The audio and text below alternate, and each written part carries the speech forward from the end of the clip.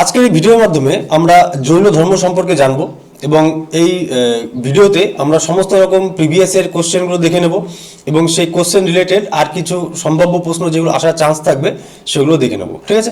আর এখান থেকে তোমরা 100% কমন গ্যারান্টেড পেয়ে যাবে। আর আমরা এক ভিডিওর মধ্যে পুরো জৈন ধর্মটা এখানে ক্লিয়ার করে নেব, ঠিক আছে। তো চলো শুরু করা যাক। দেখো, প্রথম প্রশ্ন দেখো, জৈন ধর্মের 24তম তথা শেষ তীর্থঙ্কর কে ছিলেন, ঠিক আছে। তো এখানে আমাদের এটা এসেছে দেখো কবে, WBCS প্রিলিমস 2008 সালে এবং 2019 সালে এই প্রশ্নটি রিপিট করেছে, ঠিক আছে। এই 2 বছরে এই প্রশ্নটি এসেছিল। তো এখানে আমাদের উত্তর কি হয়ে যাবে, জৈন ধর্মের 24তম তথা শেষ তীর্থঙ্কর কে ছিলেন, তো আমাদের উত্তর হয়ে যাবে কি মহাবীর ছিলেন জৈন ধর্মের শেষ তথা 24তম তীর্থঙ্কর, ঠিক আছে। চলো এখান থেকে এবার কিছু সম্ভাব্য প্রশ্ন দেখিনি যেগুলো আসার চান্স থাকবে। 1 নম্বর দেখো, মহাবীরের জন্ম কত খ্রিস্টপূর্বাব্দে হয়েছিল, ঠিক আছে। খুব ভালো প্রশ্ন, এটা আসার চান্স থাকবে একটা তোমাদের পরীক্ষায়। তো আমাদের এর উত্তর হয়ে যাবে কি 540 খ্রিস্টপূর্বাব্দে মহাবীরের জন্ম হয়েছিল, ঠিক আছে। 2 নম্বর দেখো, মহাবীরের পিতার নাম কি ছিল, মহাবীরের পিতার নাম ছিল সিদ্ধার্থ। 3 নম্বর দেখো, মহাবীরের মাতার নাম কি ছিল, মহাবীরের মাতার নাম ছিল কি ত্রিশলা দেবী। 4 নম্বর দেখো, মহাবীর কত বছর বয়সে গৃহত্যাগ করেন, তো তার আমাদের উত্তর হয়ে যাবে কি এখানে মহাবীর 30 বছর বয়সে গৃহত্যাগ করেন। 5 নম্বর দেখো, মহাবীরের স্ত্রীর নাম কি, ঠিক আছে। তো মহাবীরের স্ত্রীর নাম ছিল হচ্ছে যশোদা, ঠিক আছে। এখান থেকে এই 5টা প্রশ্ন তোমাদের ভালো করে দেখে নিতে হবে। চলো নেক্সট দেখো, 2 নম্বর প্রশ্ন দেখো কি বলছে, জৈন ধর্মের প্রথম তীর্থঙ্কর কে ছিলেন, এটা এসেছে দেখো কবে, WBCS প্রিলিমস 2013 সালে এই প্রশ্নটি এসেছিল। তো এখানে আমাদের উত্তর কি হয়ে যাবে, জৈন ধর্মের প্রথম তীর্থঙ্কর কে ছিলেন, তো আমাদের উত্তর হয়ে যাবে কি ঋষভনাথ। ঋষভনাথ ছিলেন জৈন ধর্মের প্রথম তীর্থঙ্কর, ঠিক আছে। আচ্ছা, এখান থেকে কিছু সম্ভাব্য প্রশ্ন যেগুলো আসার চান্স থাকবে একবার দেখে নিতে দেখো। 1 নম্বর দেখো, এই ঋষভনাথের প্রতীক চিহ্ন কি ছিল, অনেক প্রশ্ন পরীক্ষার প্রশ্ন এই প্রশ্নটি চলে আসে। তো আমাদের উত্তর হয়ে যাবে কি ঋষভনাথের প্রতীক ছিল ষাঁড় বা বৃষ, ঠিক আছে। এটি ছিল ঋষভনাথের প্রতীক। 2 নম্বর দেখো, জৈনদের আদিগুরু বা প্রতিষ্ঠান কাকে বলা হয়, ঠিক আছে। তো জৈনদের আদিগুরু বা প্রতিষ্ঠান বলা হয় এই ঋষভনাথকেই বলা হয়। 3 নম্বর দেখো, ঋগ্বেদে কোন জৈন তীর্থঙ্করের উল্লেখ পাওয়া যায়, ঠিক আছে। যখন ঋগ্বেদে বলেছে তখন আমাদের উত্তর হয়ে যাবে কি এই ঋষভদেবের এই উল্লেখ পাওয়া যায়। 4 নম্বর দেখো, ঋষভনাথ কোথায় দেহত্যাগ করেছিলেন, তো ঋষভনাথ দেহত্যাগ করেছিলেন কৈলাস পর্বতে। 5 নম্বর দেখো, জৈন ধর্ম মতে মোট কতজন তীর্থঙ্কর ছিলেন, ঠিক আছে। তো জৈন ধর্ম মতে মোট 24 জন তীর্থঙ্কর ছিলেন। এখান থেকে এই কটা প্রশ্ন তোমাদের একটু ভালো করে দেখে নিতে হবে, সাথে এটাও, ঠিক আছে। চলো নেক্সট দেখো, 3 নম্বর প্রশ্ন দেখো, মহাবীর বর্ধমান মহাবীর কোথায় দেহত্যাগ করেছিলেন, খুব ভালো প্রশ্ন। আর এটা এসেছে দেখো কবে, WBCS প্রিলিমস 2009 সালে এই প্রশ্নটি এসেছিল। তো এখানে আমাদের উত্তর কি হয়ে যাবে, মহাবীর কোথায় দেহত্যাগ করেছিলেন, তো আমাদের উত্তর হয়ে যাবে পাওয়াপুরীতে দেহত্যাগ করেছিলেন, অপশন বি হয়ে যাবে সঠিক উত্তর, ঠিক আছে। আচ্ছা, এবার এই প্রশ্ন রিলেটেড আরো কিছু যেগুলো সম্ভাব্য প্রশ্ন আসার চান্স থাকবে একবার দেখে নিই। দেখো 1 নম্বর দেখো, মহাবীর কত বছর বয়সে দেহত্যাগ করেন, এটাও তোমাদের পরীক্ষা চলে আসতে পারে। তো তখন আমাদের উত্তর হয়ে যাবে কি মহাবীর 72 বছর বয়সে দেহত্যাগ করেন। 2 নম্বর দেখো, মহাবীর কত খ্রিস্টপূর্বাব্দে মারা যান বা দেহত্যাগ করেন, ঠিক আছে, একই ব্যাপার। তো আমাদের উত্তর হয়ে যাবে কি 468 খ্রিস্টপূর্বাব্দে তিনি দেহত্যাগ করেন বা মারা যান। 3 নম্বর দেখো, পাভাপুরী বর্তমানে ভারতের কোন রাজ্যে অবস্থিত, এই পাভাপুরী ভারতের বর্তমানে বিহারে অবস্থিত। 4 নম্বর দেখো, মহাবীরের দেহত্যাগের সময় ওই অঞ্চলের রাজা কে ছিলেন, ঠিক আছে। তো আমাদের উত্তর হয়ে যাবে কি হস্তিপাল ছিলেন ওই অঞ্চলের রাজা। 5 নম্বর দেখো, জৈনদের অন্যতম প্রধান তীর্থস্থান কোনটি, তো অন্যতম প্রধান তীর্থস্থান যদি বলে তখন আমাদের উত্তর হয়ে যাবে কি পাভাপুরী হলো অন্যতম প্রধান তীর্থস্থান। এখান থেকে এই কটা প্রশ্ন তোমাদের একটু দেখে নিতে হবে। চলো নেক্সট দেখো, 4 নম্বর প্রশ্ন দেখো, কল্পসূত্র গ্রন্থটির রচয়িতা কে, ঠিক আছে। খুব ভালো প্রশ্ন এটা। আর এটা এসেছে দেখো WBCS প্রিলিমস 2012 সালে এই প্রশ্নটি এসেছিল এই জৈন ধর্ম থেকে। তো এখানে আমাদের উত্তর কি হয়ে যাবে, কল্পসূত্র গ্রন্থটি রচনা করেন হচ্ছে ভদ্রবাহু, ঠিক আছে, অপশন এ হয়ে যাবে সঠিক উত্তর। আচ্ছা, এবার এই গ্রন্থ সম্পর্কিত আর কিছু প্রশ্ন ভদ্রবাহু সম্পর্কিত দেখে নি কি কি আসতে চান্স থাকবে তোমাদের আরো। 1 নম্বর দেখো, ভদ্রবাহু কোন জৈন গোষ্ঠীর নেতা ছিলেন, ঠিক আছে, এই ভদ্রবাহু ছিলেন দিগম্বর জৈন গোষ্ঠীর নেতা। 2 নম্বর দেখো, দিগম্বর বলতে কাদের বোঝানো হয়? তার মধ্যে উত্তর হবে কি, যারা বস্ত্র পরিধান করেন না তারা হলেন দিগম্বর, ঠিক আছে, আর যারা শ্বেত বস্ত্র পরিধান করে তাদের বলা হয় শ্বেতাম্বর। 3 নম্বর দেখো, চন্দ্রগুপ্ত মৌর্যের গুরু কে ছিলেন? এই চন্দ্রগুপ্ত মৌর্যের গুরু ছিলেন এই ভদ্রবাহু। 4 নম্বর দেখো, ভদ্রবাহু কোন ভাষায় কল্পসূত্র লিখেছিলেন? এই কল্পসূত্র লিখেছিলেন কোন ভাষায়? তখন উত্তর আসবে কি, তিনি সংস্কৃত ভাষায় এই কল্পসূত্র লিখেছিলেন। 5 নম্বর দেখো, কোন জৈন সন্ন্যাসী দক্ষিণ ভারতে জৈন ধর্ম প্রচার করেন? ঠিক আছে, দক্ষিণ ভারতে জৈন ধর্ম প্রচার করেছিলেন এই ভদ্রবাহু। ঠিক আছে, এখান থেকে এই কটা প্রশ্ন তোমাদের একটু ভালো করে চোখ বুলিয়ে নিতে হবে। চলো নেক্সট দেখো, 5 নম্বর দেখো, কার রাজত্বকালে প্রথম জৈন সম্মেলন অনুষ্ঠিত হয়েছিল? ঠিক আছে, এটা এসেছে দেখো পিএসসি মিসলেনিয়াস 2007 সালে এই প্রশ্নটি এসেছিল। ঠিক আছে, তো এখানে আমাদের উত্তর হয়ে যাবে কি, প্রথম জৈন মহাসম্মেলন অনুষ্ঠিত হয়েছিল কার রাজত্বকালে? এটা হলো চন্দ্রগুপ্ত মৌর্যের রাজত্বকালে প্রথম জৈন সম্মেলন অনুষ্ঠিত হয়েছিল। ঠিক আছে, তো অপশন বি হয়ে যাবে এখানে সঠিক উত্তর। আচ্ছা, এখান থেকে সম্ভাব্য কি কি প্রশ্ন আসতে পারে একবার দেখে নিই। দেখো 1 নম্বর দেখো, প্রথম জৈন মহাসম্মেলন কোথায় অনুষ্ঠিত হয়েছিল? ঠিক আছে, তো প্রথম জৈন মহাসম্মেলন কোথায় অনুষ্ঠিত হয়েছিল? তার মধ্যে উত্তর হয়ে যাবে কি, পাটলিপুত্রে প্রথম জৈন মহাসম্মেলন অনুষ্ঠিত হয়েছিল। 2 নম্বর দেখো, প্রথম জৈন সম্মেলনের সভাপতি কে ছিলেন? ঠিক আছে, তো সভাপতি ছিলেন স্থূলভদ্র। ঠিক আছে। 3 নম্বর দেখো, চন্দ্রগুপ্ত মৌর্য জীবনের শেষ ভাগে কোন ধর্ম গ্রহণ করেছিলেন? চন্দ্রগুপ্ত মৌর্য গ্রহণ করেছিলেন কি, জৈন ধর্ম গ্রহণ করেছিলেন। 4 নম্বর দেখো, চন্দ্রগুপ্ত মৌর্য কোথায় অনশনে দেহত্যাগ করেন? ঠিক আছে, চন্দ্রগুপ্ত মৌর্য কোথায় অনশনে দেহত্যাগ করেন? এটা হচ্ছে কি কর্ণাটকের শ্রাবণ বেলগোলায় তিনি অনশনে দেহত্যাগ করেছিলেন। 5 নম্বর দেখো, পাটলিপুত্র সম্মেলনে জৈন ধর্ম কোন দুটি ভাগে বিভক্ত হয়েছিল? এই পাটলিপুত্র সম্মেলনে তখন এই শ্বেতাম্বর এবং দিগম্বর এই 2 ভাগে জৈন ধর্ম ভাগ হয়ে গিয়েছিল। ঠিক আছে, এখান থেকে এই কটা প্রশ্ন তোমাদের দেখতে হবে। চলো নেক্সট দেখো, 6 নম্বর দেখো, জৈন ধর্মগ্রন্থ অঙ্গ বা দ্বাদশ অঙ্গ কোন ভাষায় লেখা হয়েছিল? দেখো WBCS প্রিলিমস 2004 সালে এই প্রশ্নটি এসেছে। ঠিক আছে, তো এখানে আমাদের উত্তর হয়ে যাবে কি, এই অঙ্গ বা দ্বাদশ অঙ্গ লেখা হয়েছিল প্রাকৃত বা অর্ধমাগধী ভাষায়। ঠিক আছে, অপশন বি হয়ে যাবে আমাদের এখানে সঠিক উত্তর, প্রাকৃত বা অর্ধমাগধী ভাষায় এই অঙ্গ বা দ্বাদশ অঙ্গ রচিত হয়েছিল। চলো এখান থেকে আমি কিছু সম্ভাব্য প্রশ্ন দেখিনি কি কি আসার চান্স থাকবে এখান থেকে। তো 1 নম্বর যেটা তোমার দেখতে হবে, জৈনদের প্রধান ধর্মগ্রন্থের নাম কি? তোমাদের পরীক্ষা আসতে পারে, তো আমাদের উত্তর হয়ে যাবে কি, জৈনদের প্রধান ধর্মগ্রন্থ হলো এই দ্বাদশ অঙ্গ। 2 নম্বর দেখো, জৈনদের পবিত্র ধর্মগ্রন্থগুলো কোন ভাষায় সংকলিত? তো আমাদের উত্তর হয়ে যাবে কি, প্রাকৃত ভাষায় সংকলিত। 3 নম্বর দেখো, জৈন শাস্ত্রের 14টি প্রাচীনতম ভাগকে কি বলা হয়? ঠিক আছে, জৈন শাস্ত্রের যে 14টি ভাগ রয়েছে তাদের বলা হতো কি, পূর্ব। ঠিক আছে, তাদের পূর্ব বা পূর্বাস বলা হতো। 4 নম্বর দেখো, মহাবীর কোন ভাষায় ধর্ম প্রচার করতেন? তো মহাবীর ধর্ম প্রচার করতেন এই অর্ধমাগধী বা প্রাকৃত ভাষায় তিনি ধর্ম প্রচার করতেন। 5 নম্বর দেখো, জৈন আগম, ঠিক আছে, বা জৈন আগামস কাদের পবিত্র গ্রন্থ? তো জৈন আগামস ছিল শ্বেতাম্বরদের পবিত্র গ্রন্থ। এটাও খুব ভালো প্রশ্ন, একটু দেখে নিতে হবে। এখান থেকে সবকটা তোমাদের একবার করে চোখ বুলিয়ে নিতে হবে। চলো নেক্সট দেখো, 7 নম্বর দেখো, জৈন ধর্মের 23তম তীর্থঙ্কর কে ছিলেন? দেখো এটা কবে এসেছে, WBCS প্রিলিমস 2005 সালে এই প্রশ্ন এসেছিল এই চ্যাপ্টার থেকে। তো এখানে আমাদের উত্তর কি হয়ে যাবে, জৈন ধর্মের 23তম তীর্থঙ্কর কে ছিলেন? তো আমাদের উত্তর হয়ে যাবে কি, অপশন এ, পার্শ্বনাথ হলেন জৈন ধর্মের 23তম তীর্থঙ্কর। ঠিক আছে, চলো এবার এখান থেকে কিছু সম্ভাব্য প্রশ্ন দেখে নিই। 1 নম্বর দেখো, পার্শ্বনাথের প্রতীক চিহ্ন কি ছিল? এই পার্শ্বনাথের প্রতীক চিহ্ন ছিল সাপ বা সর্প ছিল এই পার্শ্বনাথের প্রতীক চিহ্ন। 2 নম্বর দেখো, পার্শ্বনাথ কোন রাজবংশের সন্তান ছিলেন? তো আমাদের উত্তর হয়ে যাবে কি, তিনি কাশীর ইক্ষ্বাকু বংশের সন্তান ছিলেন। 3 নম্বর দেখো, পার্শ্বনাথ প্রবর্তিত 4টি মূলনীতিকে কি বলা হয়? ঠিক আছে, তো পার্শ্বনাথ প্রবর্তিত 4টি মূলনীতিকে বলা হয় চতুর্যাম। 4 নম্বর দেখো, পার্শ্বনাথ কোথায় সিদ্ধি লাভ করেন? এই পার্শ্বনাথ সিদ্ধি লাভ করেছিলেন সম্বেদ শিখর বা পরেশনাথ পাহাড়ে তিনি সিদ্ধি লাভ করেছিলেন। 5 নম্বর দেখো, এই পরেশনাথ পাহাড় বর্তমানে কোন রাজ্যে অবস্থিত? এই পরেশনাথ পাহাড় বর্তমানে ঝাড়খণ্ডে অবস্থিত। ঠিক আছে, এখান থেকে কটা প্রশ্ন ভালো করে তোমাদের দেখে নিতে হবে। চলো নেক্সট দেখো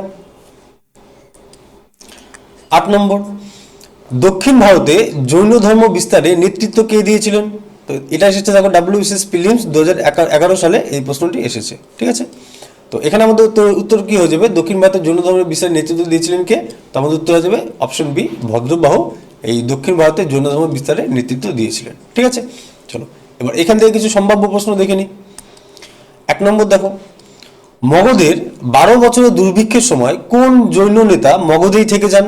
তো তিনি হলেন স্থূলভদ্র সে সময় ছিলেন। ঠিক আছে, 2 নম্বর দেখো, শ্বেতাম্বর গোষ্ঠীর নেতা কে ছিলেন? শ্বেতাম্বর গোষ্ঠীর নেতা ছিলেন স্থূলভদ্র। 3 নম্বর দেখো, কর্ণাটকের শ্রাবণগেলা কোন ধর্মের প্রধান কেন্দ্র? ঠিক আছে, তো কর্ণাটকের শ্রাবণগেলা এই জৈন ধর্মের প্রধান কেন্দ্র। 4 নম্বর দেখো, গোমতেশ্বরের মূর্তিটি কোথায় অবস্থিত? ঠিক আছে, এই গোমতেশ্বরের মূর্তিটি কর্ণাটকের এই শ্রাবণগেলাতেই অবস্থিত। 5 নম্বর দেখো, কলিঙ্গরাজ খারবেল কোন ধর্মের পৃষ্ঠপোষক ছিলেন? তো কলিঙ্গরাজ খারবেল ছিলেন এই জৈন ধর্মের পৃষ্ঠপোষক। এখান থেকে কটা প্রশ্ন তোমাদের একটু দেখে নিতে হবে, সাথে এই প্রিভিয়াস ইয়ার প্রশ্নটা। চলো নেক্সট দেখো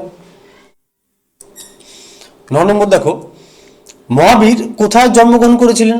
তো আমাদের উত্তর কি আসবে? মহাবীর, আচ্ছা এই প্রশ্নটা কবে এসেছে দেখো, WBCS প্রিলিমস 2012 সালে এই প্রশ্নটি এসেছে। ঠিক আছে, মহাবীরের জন্মস্থান কোথায়? তো আমাদের উত্তর হয়ে যাবে কি, মহাবীরের জন্মস্থান হলো কুন্দগ্রাম, যেটা বৈশালীতে অবস্থিত। ঠিক আছে, অপশন এ হয়ে যাবে সঠিক উত্তর। আচ্ছা এখান থেকে এবার কিছু সম্ভাব্য প্রশ্ন দেখে নিই। দেখো 1 নম্বর দেখো, মহাবীর কোন ক্ষত্রিয় বংশে জন্মগ্রহণ করেন? ঠিক আছে, তোমাদের প্রশ্ন আসতে পারে। তো মহাবীর গ্যাত্রিক বংশে জন্মগ্রহণ করেছিলেন। 2 নম্বর দেখো, মহাবীরের কন্যার নাম কি ছিল? তো মহাবীরের কন্যার নাম ছিল প্রিয়দর্শনা বা অন্নজা ছিল মহাবীরের কন্যার নাম। 3 নম্বর দেখো, মহাবীরের প্রথম শিষ্যের নাম কি ছিল? তো মহাবীরের প্রথম শিষ্যের নাম ছিল জামালি, যেটি মহাবীরের জামাতা ছিলেন। ঠিক আছে, 4 নম্বর দেখো, মহাবীর কত বছর বয়সে সিদ্ধিলাভ করেন? মহাবীর সিদ্ধিলাভ করেছিল 42 বছর বয়সে। 5 নম্বর দেখো, মহাবীর কোন নদীর তীরে দিব্যজ্ঞান লাভ করেন? তোমাদের প্রশ্ন আসতে পারে, খুব ভালো প্রশ্ন এটা। তো মহাবীর ঋজুপালিকা নদীর তীরে তিনি দিব্যজ্ঞান লাভ করেছিলেন। ঠিক আছে, তো মহাবীর রিলেটেড বা জন্মকাল বা বাল্যকাল সম্পর্কিত মহাবীরের এই কটা প্রশ্ন তোমাদের একটু দেখে নিতে হবে। চলো নেক্সট দেখো 10 নম্বর দেখো, জৈন ধর্মের শ্বেতাম্বর ও দিগম্বর শাখা দুটির বিভাজন কোথায় ঘটেছিল? ঠিক আছে, খুব ভালো প্রশ্ন এটা। দেখো WBCS প্রিলিমস 2015 সালে এই প্রশ্নটা এসেছিল। চলো এবার আমরা উত্তরটা দেখে নিই। তো আমাদের এখানে উত্তর কি হয়ে যাবে? এই পাটলিপুত্রে এই শ্বেতাম্বর এবং দিগম্বর দুটি শাখায় বিভাজন ঘটেছিল। ঠিক আছে, অপশন এ হয়ে যাবে সঠিক উত্তর। চলো এবার আমরা এই শাখা সম্পর্কিত কিছু সম্ভাব্য প্রশ্ন দেখে নিই। দেখো 1 নম্বর দেখো, যারা সাদা কাপড় পরতেন তাদের কি বলা হয়? এই জৈন ধর্মে যারা সাদা কাপড় পরতেন তাদের বলা হতো কি? শ্বেতাম্বর বলা হতো। ঠিক আছে, 2 নম্বর দেখো, দ্বিতীয় জৈন মহাসম্মেলন কোথায় হয়েছিল? আমাদের উত্তর হয়ে যাবে কি, দ্বিতীয় যেটা জৈন মহাসম্মেলন হয়েছিল সেটা গুজরাটের বল্লভীতে হয়েছিল। 3 নম্বর দেখো, দ্বিতীয় জৈন মহাসম্মেলনের সভাপতি কে ছিলেন? তো আমাদের উত্তর হয়ে যাবে কি, দেবর্ষি ক্ষমাশ্রমণ ছিলেন এই দ্বিতীয় জৈন সম্মেলনের সভাপতি। 4 নম্বর দেখো, জৈনদের পঞ্চম মহাব্রতের মধ্যে অহিংসা বলতে কি বোঝায়? ঠিক আছে, অহিংসা বলতে বোঝায় কোনো প্রাণীকে হত্যা না করা হলো এই অহিংসা। 5 নম্বর দেখো, ত্রিরত্ন কোন ধর্মের প্রধান নীতি?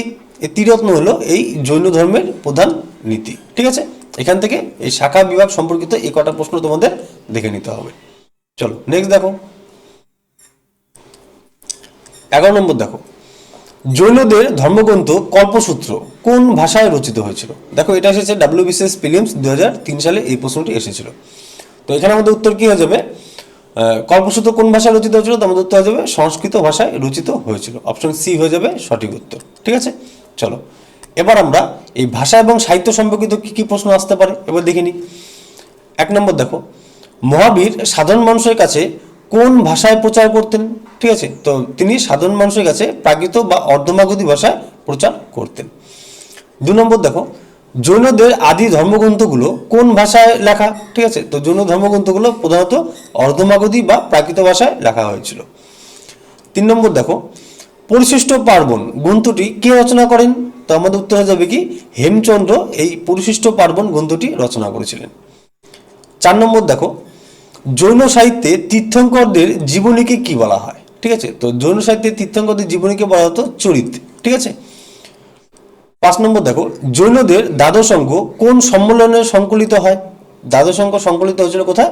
প্রথম জৈন সম্মেলনে সংকলিত হয়েছিল। ঠিক আছে, তো ভাষা ও সাহিত্য সম্পর্কিত জৈন ধর্মের এই কটা প্রশ্ন তোমাদের আরো দেখে নিতে হবে। চলো নেক্সট দেখো, 12 নম্বর, কলিঙ্গরাজ খারবেল কোন ধর্মের একনিষ্ঠ পৃষ্ঠপোষক ছিলেন? ঠিক আছে, দেখো এটা এসেছে WBCS প্রিলিমস 2008 সালে এই প্রশ্নটি এসেছিল। তো কলিঙ্গরাজ খারবেল কোন ধর্মের একনিষ্ঠ পৃষ্ঠপোষক ছিলেন? তো আমাদের উত্তর হয়ে যাবে কি এই কলিঙ্গরাজ খারবেল জৈন ধর্মের একনিষ্ঠ পৃষ্ঠপোষক ছিলেন। ঠিক আছে, অপশন বি হয়ে যাবে সঠিক উত্তর। চলো নেক্সট দেখো, এবার এখানে জৈন ধর্মের রাজকীয় পৃষ্ঠপোষক সম্পর্কিত কিছু সম্ভাব্য প্রশ্ন আসার চান্স থাকবে, যেগুলো একবার দেখে নাও।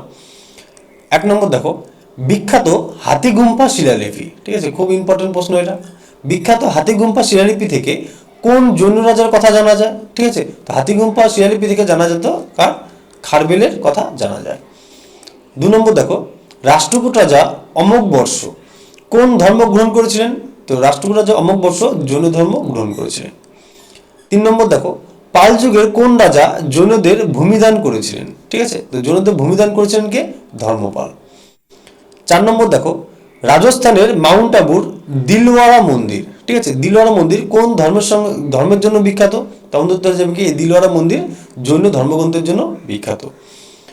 5 নম্বর দেখো, কোন মগধরাজ মহাবীর ও বুদ্ধ উভয়েরই সমসাময়িক ছিলেন? ঠিক আছে, তো মহাবীরও সমসাময়িক ছিলেন এবং বুদ্ধরও সমসাময়িক ছিলেন। তিনি হলেন কে? বিম্বিসার। এটা খুব ভালো প্রশ্ন। আর এখান থেকে তোমাদের রাজকীয় পৃষ্ঠপোষকতা সম্পর্কিত এই কটা প্রশ্ন তোমাদের দেখে নিতে হবে, সাথে এই প্রিভিয়াস ইয়ার কোশ্চেন। চলো নেক্সট দেখো,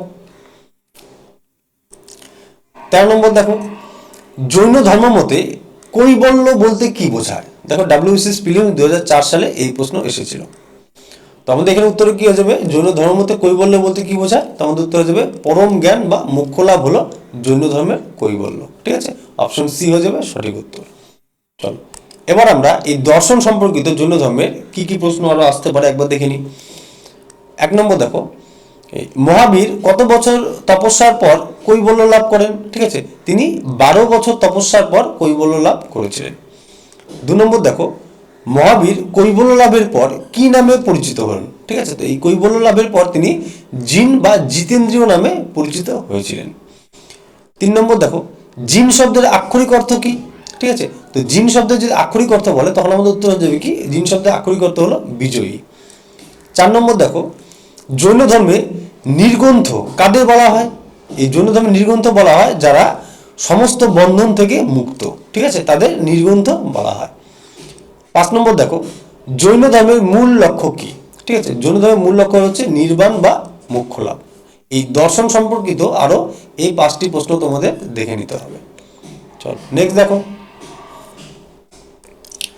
14 নম্বর, রাজস্থানের মাউন্ট আবুর দিলওয়ারা মন্দির কারা নির্মাণ করেছিলেন? দেখো এটা এসেছে WBCS প্রিলিমস 2007 সালে এই প্রশ্নটি এসেছিল। ঠিক আছে, তো রাজস্থানের দিলওয়ারা মন্দির কে নির্মাণ করেছিলেন? তা আমাদের উত্তর হয়ে যাবে কি অপশন সি, চালুক্য বা সোলাঙ্কি রাজারা এই দিলওয়ারা মন্দির নির্মাণ করেছিলেন। ঠিক আছে, চলো এবার আমরা এই স্থাপত্য এবং ভাস্কর্য সম্পর্কিত জৈন ধর্মের কিছু প্রশ্ন দেখে নিই, যেগুলো সম্ভাব্য আসার চান্স থাকবে। 1 নম্বর দেখো, এই দিলওয়ারা জৈন মন্দির কি দিয়ে তৈরি? তো এটা হলো সাদা মার্বেল পাথর দিয়ে এই দিলওয়ারা বা জৈন মন্দির তৈরি। ঠিক আছে। 2 নম্বর দেখো, ওড়িশার উদয়গিরি এবং খণ্ডগিরি গুহা কোন ধর্মের সঙ্গে যুক্ত? ঠিক আছে, ওড়িশার উদয়গিরি এবং খণ্ডগিরি এই জৈন ধর্মের সঙ্গে যুক্ত। 3 নম্বর দেখো, শ্রাবণকোলার বাহুবলী বা গোমতেশ্বরের মূর্তিটি কে তৈরি করান? ঠিক আছে, তো আমাদের উত্তর হয়ে যাবে কি শ্রাবণকোলা বাহুবলী বা গোমতেশ্বরের মূর্তিটি তৈরি করেন কে? আমাদের উত্তর হয়ে যাবে চামুন্ডা রায়। 4 নম্বর দেখো, ইলোরার ইন্দ্রসভা গুহাটি কোন ধর্মের? ইলোরার ইন্দ্রসভা গুহাটি এই জৈন ধর্মের। 5 নম্বর দেখো, গুজরাটের পালিতানা মন্দির কোন তীর্থঙ্করের উদ্দেশ্যে উৎসর্গীকৃত? তো আমাদের উত্তর হয়ে যাবে কি এই পালিতানা মন্দির যেটি গুজরাটে অবস্থিত সেটি ঋষভদেবকে উৎসর্গীকৃত। ঠিক আছে, তো স্থাপত্য ও ভাস্কর্য সম্পর্কিত এই কটা প্রশ্ন তোমাদের দেখে নিতে হবে জৈন ধর্ম থেকে। চলো নেক্সট দেখো 15 নম্বর দেখো মহাবীর কততম তীর্থঙ্কর ছিলেন? ঠিক আছে, এটা এসেছে দেখো WBCS প্রিলিমস 2012 সালে। তো আমাদের এখানে উত্তর হয়ে যাবে কি মহাবীর কততম তীর্থঙ্কর ছিলেন? তো আমাদের উত্তর হয়ে যাবে অপশন সি হয়ে যাবে সঠিক উত্তর 24তম। ঠিক আছে, 24তম তীর্থঙ্কর ছিলেন এই মহাবীর। আচ্ছা, এখান থেকে একবার সম্পর্কিত দেখো তীর্থঙ্কর সম্পর্কিত কি সম্ভাব্য প্রশ্ন যেগুলো আসার চান্স থাকবে একবার দেখে নাও। 1 নম্বর দেখো 24 জন তীর্থঙ্করের মধ্যে কতজন ঐতিহাসিক চরিত্র হিসেবে স্বীকৃত? ঠিক আছে, তো ঐতিহাসিক চরিত্র হিসেবে স্বীকৃত ছিল মাত্র 2 জন, একজন হচ্ছে পার্শ্বনাথ আর একজন হচ্ছে মহাবীর। ঠিক আছে, এই 2 জন ঐতিহাসিক চরিত্র হিসেবে স্বীকৃত। 2 নম্বর দেখো শ্রীকৃষ্ণের আত্মীয় হিসেবে কোন তীর্থঙ্করকে মনে করা হয়? ঠিক আছে, তো আমাদের উত্তর হয়ে যাবে কি অরিষ্টনেমি বা 22তম তীর্থঙ্কর যিনি ছিলেন তাকে শ্রীকৃষ্ণের আত্মীয় হিসেবে মনে করা হয়। 3 নম্বর দেখো এই তীর্থঙ্কর শব্দের অর্থ কি? এই তীর্থঙ্কর শব্দের অর্থ হলো সংসার সমুদ্র পার হওয়া ঘাট নির্মাতা। ঠিক আছে, তো সংসার সমুদ্র পার হওয়া ঘাট নির্মাতা যিনি তাকে বলা হতো তীর্থঙ্কর। 2 নম্বর দেখো দ্বিতীয় তীর্থঙ্করের নাম কি? তো দ্বিতীয় তীর্থঙ্কর যিনি ছিলেন তিনি হলেন অজিত নাথ। ঠিক আছে, 5 নম্বর দেখো মহাবীরের প্রতীক চিহ্ন কি ছিল? খুব ভালো প্রশ্ন এটা। মহাবীরের প্রতীক চিহ্ন ছিল হচ্ছে সিংহ।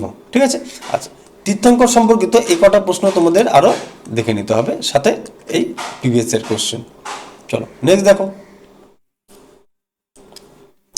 16 নম্বর দেখো অহিংসা ও অপরিগ্রহ। ঠিক আছে, কোন ধর্মের প্রধান স্তম্ভ? খুব ভালো প্রশ্ন এটা। আর এটা এসেছে দেখো WBCS প্রিলিমস 2001 সালে এই প্রশ্নটি এসেছিল। ঠিক আছে, তো অহিংসা ও অপরিগ্রহ হলো অপশন বি জৈন ধর্মের প্রধান স্তম্ভ। ঠিক আছে, চলো এবার আমরা এখান থেকে কিছু সম্ভাব্য প্রশ্ন দেখে নিই নীতিশাস্ত্র সম্পর্কিত। 1 নম্বর দেখো অপরিগ্রহ এই শব্দের অর্থ কি? এই অপরিগ্রহ শব্দের অর্থ হলো কোনো কিছু সঞ্চয় না করা বা অনাসক্তি। ঠিক আছে, এই অপরিগ্রহ শব্দের অর্থ। 2 নম্বর দেখো জৈনদের চতুর্যাম নীতি কে প্রবর্তন করেন? জৈনদের চতুর্যাম নীতি প্রবর্তন করেন তিনি হলেন পার্শ্বনাথ। 3 নম্বর দেখো মহাবীর চতুর্যামের সাথে কোন পঞ্চম নীতিটি যুক্ত করে? ঠিক আছে, জৈন ধর্মের যে চতুর্যাম ছিল তার সাথে যেটা যুক্ত করে সেটা হচ্ছে ব্রহ্মচর্য। ঠিক আছে, এটা যুক্ত করেন কে? মহাবীর। 4 নম্বর দেখো অস্তেয় বলতে জৈন ধর্মে কি বোঝানো হয়েছে? ঠিক আছে, অস্তেয় বলতে জৈন ধর্মে বোঝানো হয়েছে যেটা হলো চুরি না করা। ঠিক আছে, চুরি না করা বলা হয় অস্তেয়। 5 নম্বর দেখো জৈন ধর্মে কটি মহাব্রত পালন করতে বলা হয়? ঠিক আছে, তো জৈন ধর্মে মহাব্রত পালন করতে বলা হয় সেটা হচ্ছে 5টি। ঠিক আছে, এই পার্শ্বনাথের চতুর্যাম আর হচ্ছে মহাবীরের ব্রহ্মচর্য, এই টোটাল হলো 5টি। এই 5টি হচ্ছে মহাপঞ্চব্রত। চলো নেক্সট দেখো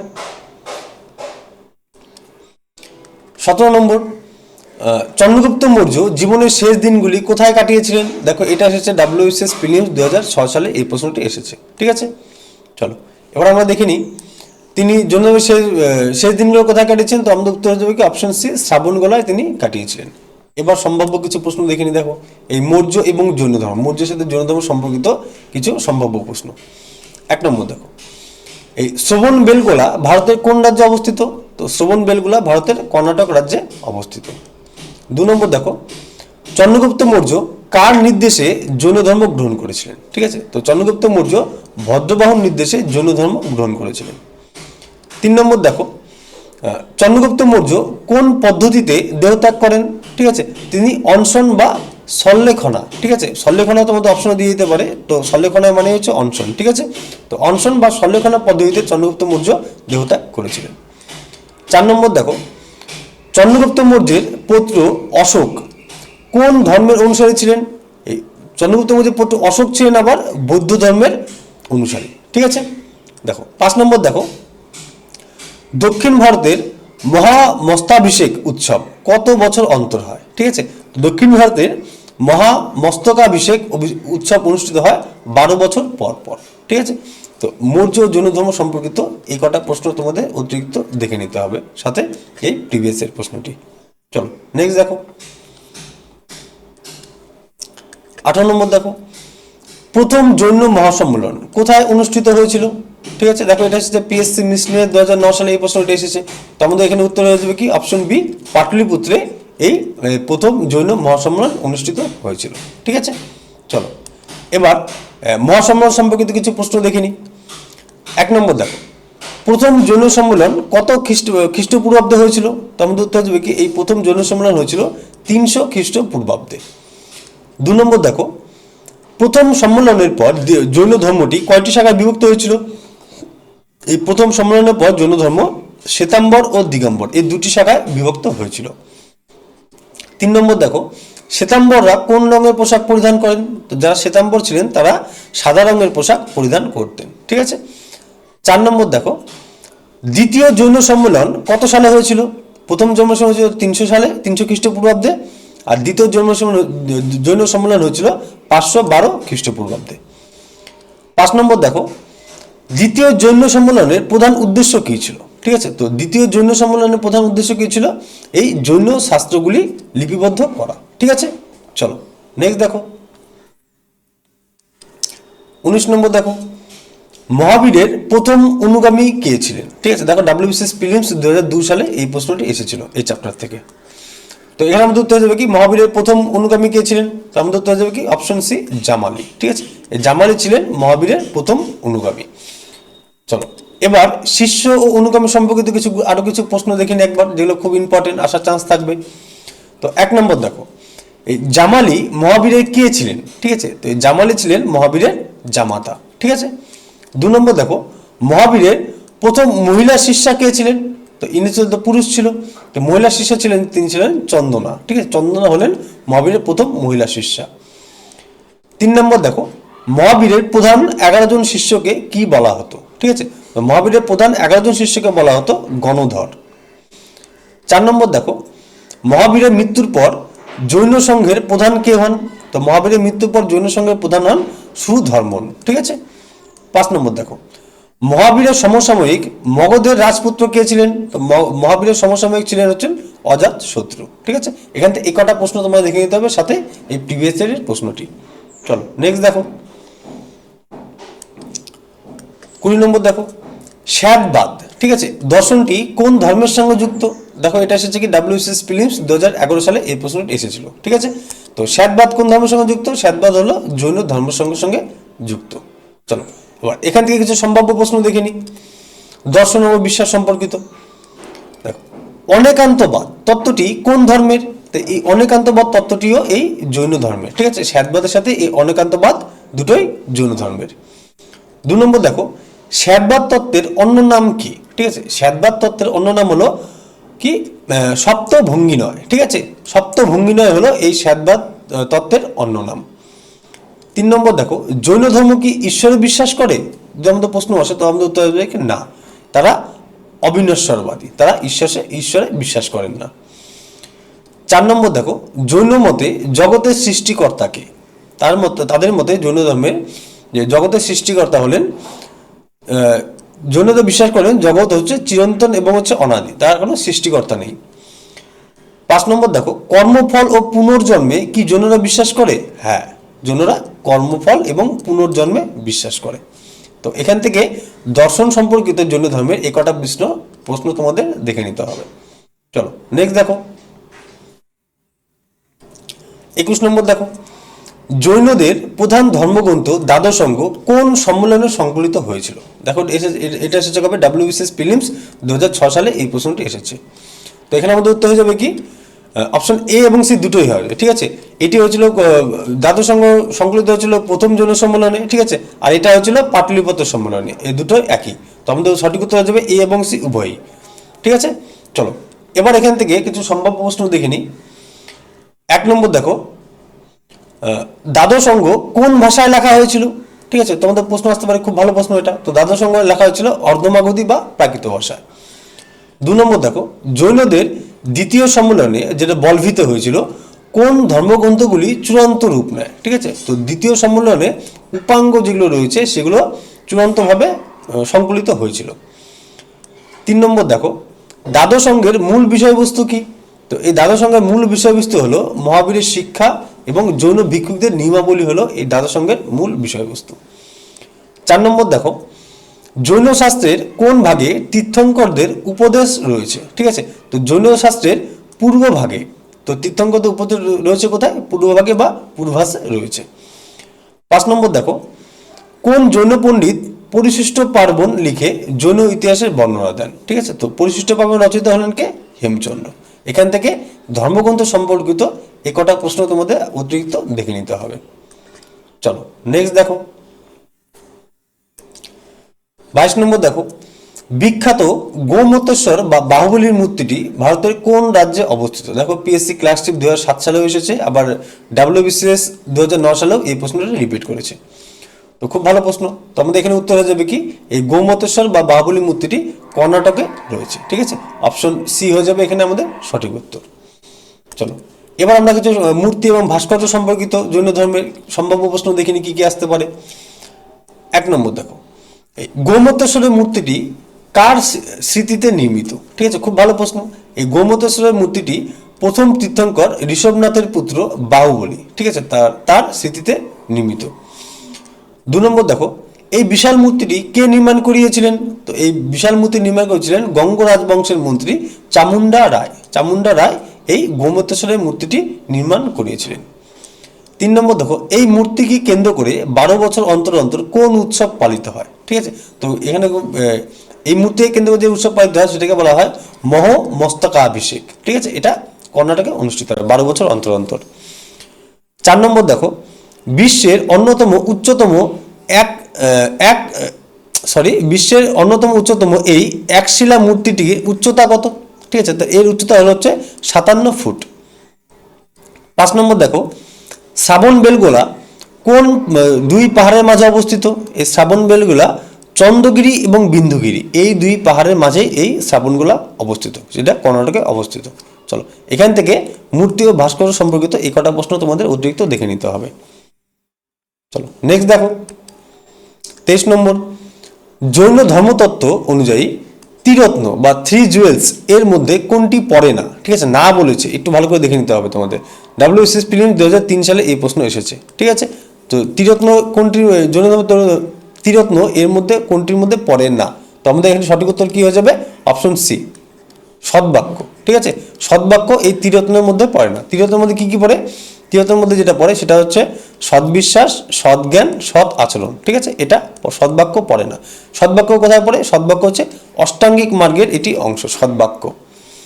চলো এখান থেকে কিছু সম্ভাব্য প্রশ্ন দেখে নিই ত্রিরত্ন এবং দর্শন সম্পর্কিত। 1 নম্বর দেখো, জৈন মতে মোক্ষ লাভের প্রধান উপায় কি? মোক্ষ লাভের প্রধান উপাদান হলো এই ত্রিরত্ন অনুসরণ। ঠিক আছে, কি কি কি কি? সদ্বিশ্বাস, সদ্জ্ঞান এবং সৎ আচরণ, এই 3টা হলো জৈন ধর্মের মোক্ষ লাভের প্রধান উপায়। 2 নম্বর দেখো, সম্যক জ্ঞান। ঠিক আছে, সম্যক জ্ঞান বলতে কি বোঝায়? তো জৈন শাস্ত্রে সম্যক জ্ঞান বলতে বোঝায় শাস্ত্রের সঠিক জ্ঞান লাভ করা। ঠিক আছে, তাকে বলা হয় সম্যক জ্ঞান। 3 নম্বর দেখো, সম্যক চরিত্র বা সৎ আচরণের মূল ভিত্তি কি? তো সৎ আচরণের মূল ভিত্তি হলো মহাপঞ্চব্রত পালন। ঠিক আছে। 4 নম্বর দেখো, সম্যক দর্শন বা সৎ বিশ্বাস বলতে কি বোঝায়? তো সৎ বিশ্বাস বলতে যেটা বোঝায় সেটা হলো তীর্থঙ্করদের প্রতি অবিচল শ্রদ্ধা। ঠিক আছে, তাকে বলা হচ্ছে সম্যক দর্শন বা সৎ বিশ্বাস। 5 নম্বর দেখো, ত্রিরত্ন পালনের মধ্যে আত্মা থেকে কি দূর করা সম্ভব? ঠিক আছে, এই ত্রিরত্ন পালনের মধ্যে আত্মা থেকে কর্মফল বা পুদ্গল। ঠিক আছে, তোমাদের কর্মফলও দিতে পারে, পুদ্গলও লিখে দিতে পারে, দুটো মানে একই। ঠিক আছে, তো কর্মফল বা পুদ্গল আত্মা থেকে দূর করা সম্ভব এই ত্রিরত্নের মাধ্যমে। তো জৈন ধর্মের দর্শন সম্পর্কিত এই কটা প্রশ্ন তোমাদের একটু দেখে নিতে হবে। চলো নেক্সট দেখো, 24 নম্বর, মহাবীরের মাতার নাম কি ছিল? দেখো এটা এসেছে মিসলেনিয়াস এক্সামস 2006 সালে এই প্রশ্ন এসেছে। তো মহাবীরের মাতার নাম কি ছিল? তো আমাদের উত্তর হয়ে যাবে কি অপশন বি, ত্রিশলা। ঠিক আছে, ত্রিশলা হলো মহাবীরের মাতার নাম। চলো এবার মহাবীরের পরিবার সম্পর্কিত কিছু প্রশ্ন যেগুলো আসার চান্স থাকবে দেখে নিই। 1 নম্বর দেখো, মহাবীরের মাতা ত্রিশলা কোন রাজ্যের রাজকন্যা ছিলেন? ঠিক আছে, তো তিনি ছিলেন লিচ্ছবি রাজের রাজকন্যা চেতকের বোন। ঠিক আছে, চেতকের বোন ছিলেন এই মহাবীরের মাতা ত্রিশলা দেবী। 2 নম্বর দেখো, মহাবীর কোন রাজবংশের সাথে সম্পর্কিত ছিলেন? আর মহাবীর সম্পর্কিত ছিলেন জ্ঞাত্রিক ক্ষত্রিয় বংশের সাথে সম্পর্কিত ছিলেন। 3 নম্বর দেখো, মহাবীরের কন্যার নাম কি? তো মহাবীরের কন্যার নাম হলো অন্নেজা বা প্রিয়দর্শনা। 4 নম্বর দেখো, মহাবীরের বড় ভাইয়ের নাম কি ছিল যার অনুমতিতে তিনি গৃহত্যাগ করেন? ঠিক আছে, খুব ভালো প্রশ্ন এটা। তো মহাবীরের বড় ভাইয়ের নাম ছিল নন্দী বর্মন। 5 নম্বর দেখো, মহাবীরের পিতা সিদ্ধার্থ কোন সংঘের প্রধান ছিলেন? মহাবীরের পিতা যিনি ছিলেন সিদ্ধার্থ, তিনি ছিলেন কুন্দগ্রামের জ্ঞাত্রিক গোষ্ঠীর প্রধান। ঠিক আছে, এখান থেকে মহাবীরের পরিবার সম্পর্কিত এই কটা প্রশ্ন তোমাদের একটু দেখে নিতে হবে। চলো নেক্সট দেখো, এবং এটাই শেষ প্রশ্ন, 25 নম্বর। জৈন ধর্মের কোন শাখাটি কঠোরভাবে নগ্নতা পালন করে এবং কোনো বস্ত্র পরিধান করে না? তো এটা এসেছে দেখো WSS প্রিলিমস 2011 সালে। তো এখানে আমাদের উত্তর হয়ে যাবে কি দিগম্বর। ঠিক আছে, দিগম্বর যারা আছে তারা নগ্নতা পালন করে এবং কোনো বস্ত্র পরিধান করেন না, আর শ্বেতাম্বর যারা তারা শ্বেত বস্ত্র পরিধান করে। ঠিক আছে, তো অপশন বি হয়ে যাবে আমাদের সঠিক উত্তর দিগম্বর। ঠিক আছে, নগ্নতা পালন করে এবং কোনো বস্ত্র পরিধান করে না। এখান থেকে কিছু সম্ভাব্য প্রশ্ন দেখে নাও গোষ্ঠী এবং বিভাজন সম্পর্কিত। 1 নম্বর দেখো, দিগম্বর শব্দের আক্ষরিক অর্থ কি? এই দিগম্বর শব্দের আক্ষরিক অর্থ হলো আকাশ যাদের বস্ত্র। ঠিক আছে, আকাশী যাদের বস্ত্র তাদের বলা হয় দিগম্বর। 2 নম্বর দেখো, দিগম্বরদের প্রধান নেতা কে ছিলেন? এই দিগম্বরদের প্রধান নেতা ছিলেন হচ্ছেন ভদ্রবাহু। 3 নম্বর দেখো, কোন গোষ্ঠী বিশ্বাস করে যে মহাবীর বিবাহিত ছিলেন না? ঠিক আছে, তো মহাবীর বিবাহিত ছিলেন না বিশ্বাস করতেন এই দিগম্বর গোষ্ঠীর মানুষেরা। 4 নম্বর দেখো, শ্বেতাম্বর ও দিগম্বরদের মধ্যে বিভাজন কোন প্রাকৃতিক দুর্যোগের ফলে শুরু হয়? ঠিক আছে, তার মধ্যে উত্তর হয়ে যাবে কি মগধের 12 বছরের দুর্ভিক্ষের পর এই বিভাজন শুরু হয়েছিল। 5 নম্বর দেখো, কোন গোষ্ঠী মহাবীরের মূর্তিকে বস্ত্র ও অলঙ্কারে সজ্জিত করে পূজা করে? ঠিক আছে, তো শ্বেতাম্বর যারা ছিল তারা বস্ত্র পরিধান করায় এবং অলঙ্কৃত করে এটাকে পূজা করে। ঠিক আছে, তো গোষ্ঠী ও বিভাজন সম্পর্কিত জৈন ধর্মের এই কটা প্রশ্ন তোমাদের দেখে নিতে হবে। আর এই 25টা প্রশ্নের মধ্যেই তোমাদের যে কোনো পরীক্ষা তোমরা বসতে পারো। এই 25টা প্রশ্ন এখান থেকে বাইরে কোনো প্রশ্ন হবে না। আর ঠিক আছে, এই কটা প্রশ্ন দেখে নাও। আর তোমাদের যদি পিডিএফ দরকার হয় তোমরা কমেন্টে জানাবে, আমি টেলিগ্রাম চ্যানেলে তোমাদের পিডিএফটা দিয়ে দেবো। ঠিক আছে, আর ওখান থেকে তোমরা একবার যদি রিভাইজ করে নাও আর তোমাদের কিছু দেখার দরকার হবে না এখান থেকে, বিশেষ করে জৈন ধর্ম থেকে। তো চলো এরপরে আমরা পরের ভিডিওতে যেটা দেখবো সেটা হলো বৌদ্ধ ধর্ম। ঠিক আছে, সেখান থেকেও আমরা একই রকমভাবে প্রিভিয়াস এর কোশ্চেন ধরে আর কিছু সম্ভাব্য প্রশ্ন সেটা উত্তর রিলেটেড যেগুলো থাকবে সেগুলো কমপ্লিট করবো। ঠিক আছে, তো চলো দেখা হচ্ছে নেক্সট ক্লাসে।